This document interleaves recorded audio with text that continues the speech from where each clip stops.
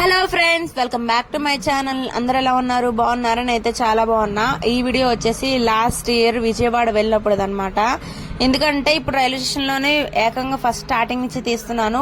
ఇక్కడైతే మేము తిరుపతి నుంచి విజయవాడకి అయితే స్టేషన్ కి వచ్చాం అనమాట.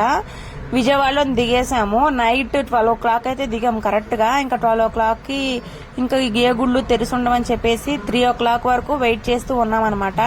తిరుపతి వీడియో ఎందుకట్లేదంటే ఆల్రెడీ నా ఛానల్లో తిరుపతి వీడియో నేను అత్తమ్మలతో వెళ్ళిన వీడియో ఉంది కదా, అందుకని చెప్పి తిరుపతి వీడియో అయితే పెట్టలేదు. అందుకని చెప్పి ఇప్పుడు విజయవాడది ఇంకా సింహాచలంది అయితే వీడియో పెడుతున్నాను. ఇంకా 3 వరకు అట్లే రైల్వే స్టేషన్ లో అయితే గడిపేశాము. ఇది విజయవాడ స్టేషన్ అనమాట.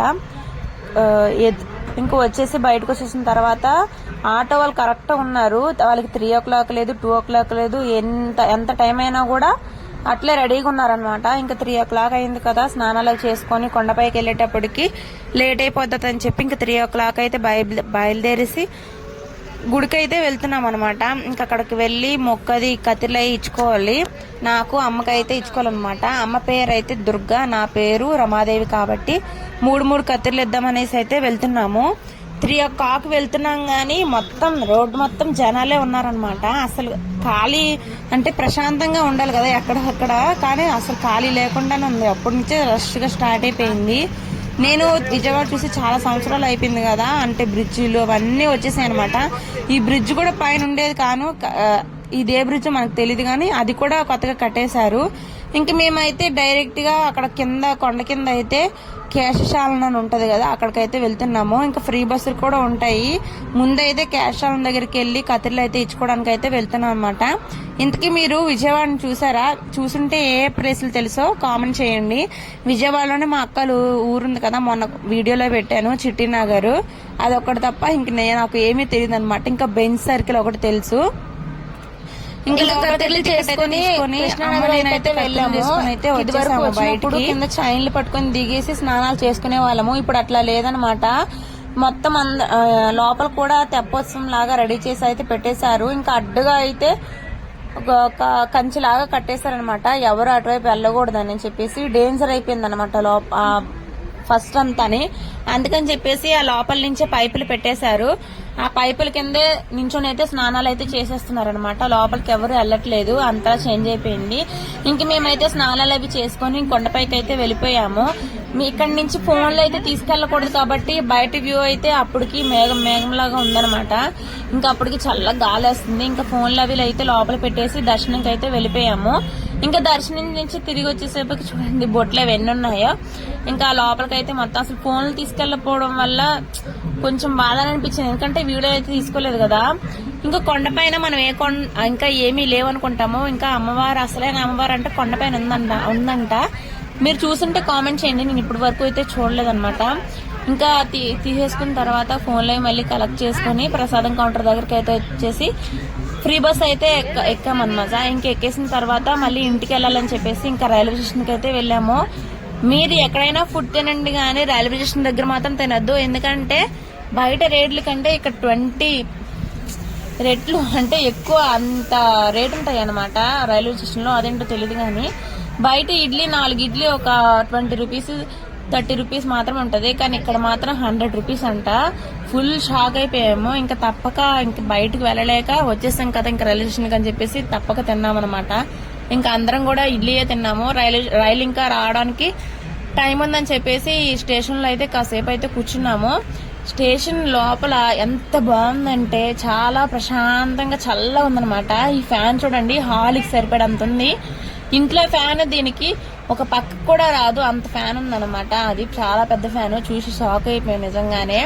ఇంక మేమైతే బయలుదేరిపోయిన తర్వాత అసలు ఎండాకాలంలోనే నాకు అన్ని ట్రిప్లు తగులుతాయి, ఎందుకంటే దిష్వాకి అప్పుడే సెలవులు వస్తాయి కాబట్టి. ఇంకా నేను కూడా సంవత్సరానికి ఒకసారి వస్తాం కాబట్టి ఇంకా అలా సెట్ అవుతాయి అనమాట. ఇంక మేమైతే విజయవాడ నుంచి తిరుపతి సింహాచలంకి అయితే వెళ్తాం. సింహాచలం నేను చిన్నప్పుడు మొక్కు తీర్చుకోవడానికి అయితే వెళ్ళాను అనమాట. ఇంకా అది అప్పుడే గుర్తుంది, ఇంక మళ్ళీ ఎప్పుడు ఇంకా రాలేదు. ఇది ఊహొచ్చిన తర్వాత రావటం అని చెప్పొచ్చు. అదేంటో తెలియదు కానీ దేవుడు గుళ్ళన్నీ కొండపైన ఎందుకుంటాయండి అస్సలు అర్థం అవ్వదు. మీకేమైనా తెలిస్తే కామెంట్ చేయండి. నేను వెళ్ళిన ప్రతి గుడి కూడా కొండపైనే ఉంది, అదేంటో. ఇంకా సింహాచలం అయితే చిన్న కొండే గానీ ఎక్కేయడానికి చాలా ఇబ్బంది అయితే పడిపోయాం అనమాట. అంటే ఫుల్ గా జనాలు అయితే బస్సులో నిండిపోయారు. అందుకే ఆ బరువుకి అయితే బస్సు చాలా ఫాస్ట్ గా అయితే వెళ్ళలేదు. ఇంకా తిరుపతి కొండ అయితే చాలా ఫాస్ట్ గా ఎక్కేసినట్టే అనిపిస్తుంది. ఇంకా సింహాచలం కొండ అయితే అట్లా మెల్లగా ఎక్కామన్నమాట. వ్యూ అయితే చూడటానికి చాలా బాగుంది. ఇంకా కొండపైకి అయితే వెళ్ళేసిన తర్వాత ఎక్కడ మళ్ళీ కటింగ్లు అయితే నేను తీసుకోవాలన్నమాట, అమ్మ మొక్కు.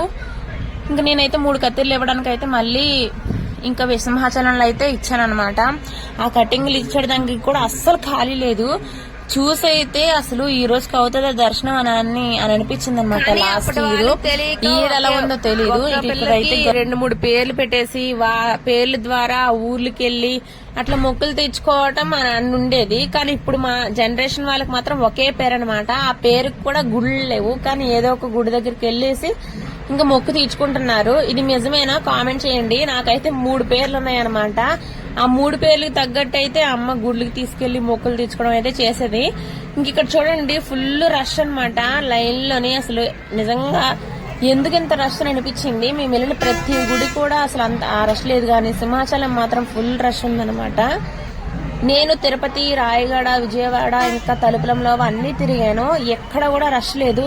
క్లియర్ గా ఈజీగా అయిపోయింది దర్శనం అయితే. కానీ సింహాచలంలో మాత్రం చాలా సేపు అయితే జరిగిందనమాట. నేను మీకైతే దేవుడిని అయితే చూపించలేకపోయాను, కానీ ఇలా మాత్రం చూపించాలనే అదృష్టం నాకు దక్కిందనమాట. ఇలా ఆవునైతే తీసుకొచ్చేసి దేవుడిగా, అంటే నరసింహస్వామికి ఎద్దులాగా అని తీసుకొచ్చేసి దేవుడిగా అయితే కొలిచారు. ఇంకా కోలం అయితే పెట్టుకొని అయితే ఆడుతున్నారు అనమాట ఇక్కడ.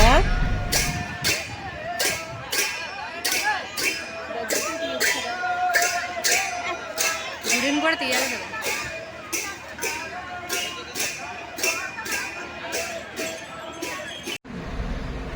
అండ్ ఇక్కడ కూడా ఒక ఆవు అయితే ఉందనమాట. అందరూ దండం పెట్టుకుంటున్నారు. నేను దిష్వ కూడా దండం అయితే పెట్టుకున్నాము. చూసారు కదా ఫుల్ ఎండలో అయితే మా దర్శనం అయితే జరిగిపోయింది. దేవుడిని ఎక్కడికెళ్ళా నేను చూపించలేను, అది ఒక్కటే గిల్టీ ఫీలింగ్ అనమాట. లోపలికి కూడా ఫోన్లు తీసుకెళ్తే ఎంత బాగున్నా అనిపించింది. ఫుల్ ఎండలో అయితే అయిపోయింది. ఇంకా మేము భోజనం చేద్దామని చెప్పేసి వెళ్ళామన్నమాట. కొండపైన ఒకే ఒకటి ఉందనమాట. అందరూ దీంట్లోకి వెళ్తున్నారు. రేట్లు కూడా అదిరిపోయాయి. కానీ చూస్తే అన్నప్రసాదం ఫ్రీగా పెడతారు కదా, అంత జనం ఉన్నారన్నమాట. కానీ ఇదంతా పెడుతున్నారు. కానీ భోజనాలు మాత్రం చాలా బాగున్నాయి. కానీ డబ్బులు ఇచ్చేసి మన టోకన్లు తీసుకున్నా కూడా మనమే రైస్ అది తెచ్చుకోవాలంట. అది అక్కడే నాకు నచ్చలేదు. వాళ్ళు తెచ్చి అసలు పెట్టలేదు. అంటే వాళ్ళు ఇస్తే పెడదాంలే లేకపోతే లేదు అని సగండి అలా లైన్ లో అయితే నించొని పెట్టించుకోవాలి. ఎవరు టోకెన్ ఇచ్చినా కూడా మనకైతే తీసుకురావాలన్నమాట. కానీ ఉండే వాళ్ళు ఏంటంటే ఇక్కడ ఒకటే కదా హోటల్ ఉంది, వాళ్ళు మన దగ్గరికి వస్తారు అన్నట్టు ఫీల్ అయిపోయారు వాళ్ళైతే. ఇంకా మేమైతే చాలా సేపు అయితే నించొని ఇంక టోకెన్ దగ్గర నించొని అన్నం అయితే తీసుకుని వచ్చాము.